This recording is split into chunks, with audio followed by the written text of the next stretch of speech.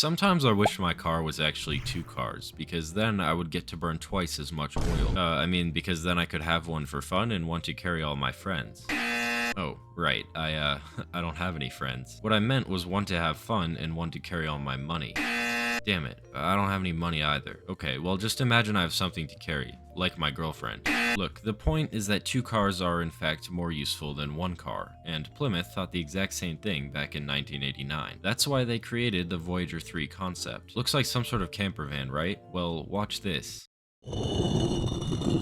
Now it's a compact city car and a house. When the 3-seater microcab is detached, it runs solely on its 1.6-liter engine, but when it's attached to the 8-seater van, it gets an extra 2.2 liters for a total of 250 horsepower. Also, the cab's back set of wheels are elevated and hidden by these flaps so that the conglomeration can actually turn. But at the end of the day, the Voyager 3 was never produced because of the presumed cost, complexity, and the fact that it probably wouldn't have sold well enough to justify. I think most people would rather just have a separate car and camper van anyways. That was a fantastic example of a crazy concept car. Here's another. Crazy segue. The 2008 Citroën GT concept, also known as the GT by Citroën for some reason, was originally digital. And I don't just mean digital as in CAD modeling or something, I mean it was a concept for a video game. Gran Turismo, a pretty popular racing game, implemented a program called Vision Gran Turismo, where they would get real manufacturers to come up with these crazy concepts to put in the game. I mean, there's a lot of really cool cars in this program. Anyways, the Citroën GT concept was created for Gran Turismo 5, but I guess it was received so well that they decided to build 6 of them in real life. The digital GT was meant to be electric, but the real one had a V8, was completely road legal, and was priced at a number only I could afford, over €1,000,000. I tried to buy one, I really did, but Citroën canceled the limited production before I could get my hands on it, because I'm so rich. So at the end of the day, they were left with just one or two, along with the one in Gran Turismo. But here's the thing, as cool as the Citroën GT concept is, to me the best part is just that it's a pretty striking looking Citroën supercar with an interesting origin. Other than that, there's nothing very groundbreaking. Real groundbreaking concept cars don't just utilize design, they also utilize new or experimental technology, such as the 2008 BMW Gina's body being made out of stretchable fabric instead of any sort of metal or fiberglass. Not like cotton or anything, but elastic, water-resistant, translucent, man-made fabric skin which is polyurethane-coated spandex. Yeah, I don't know. Important thing is, the fabric allows the car to morph in ways that don't appear mechanical, but instead organic. It can blink, change the arrow, and reveal the engine in a peculiar way. Now, in my personal opinion, it does look a little funny, but that's not to say there's something wrong with it. It's just very unique. It's powered by the same V8 found in the BMW Z8, but it's not exactly the pinnacle of performance. Its focus is instead mainly on the whole fabric thing. The BMW Gina never went into production, of course, because of its complexity again, but regardless, I don't think it was ever intended to. The 2020 Mercedes-Benz Vision AVTR concept was heavily inspired by the Avatar movie. In fact, it was more than just inspired, Mercedes worked with James Cameron in order to create it. It has lights on the sphere wheel tire things which can indicate when it's charging, because it's fully electric, sorry to disappoint, but who's really surprised, and also indicate when it's turning. I mean, the lights are pretty cool, they're Avatar inspired of course, and it's a concept so the whole point is to be cool, but if this ever got produced, the maintenance costs would be astronomical. When you enter the almost completely glass greenhouse, you'll find that the car doesn't have a steering wheel